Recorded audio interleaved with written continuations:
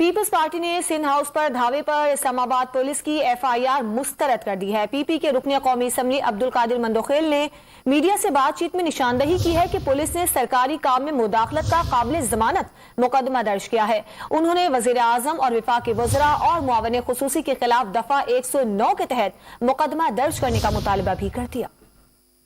Police نے اپنی مداخلت اور پولیس کار سرکار جو کہ 186 PPC ہے جو کہ بیلیبل ہے، اس کے تحت یہ FIR درج کی خانہ پوری کے لیے، اس چیز کو بلاک کرنے کے لیے کہ ہم نے FIR کٹے۔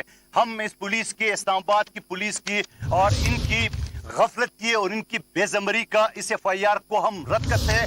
ہم آپ کے سامنے اس کا ٹکڑے کرتے ہیں کیونکہ ہم اس کی FIR کو نہیں مانتے۔ ہمارا FIR کاٹا جائے MNA کے خلاف، شہباز گل کی، فواد چودھری، شاہ محمود قریشی، شیخ رشید اور خود وزیر اعظم کے خلاف 109 کے تحت ان کے خلاف مقدمہ درج کیا جائے۔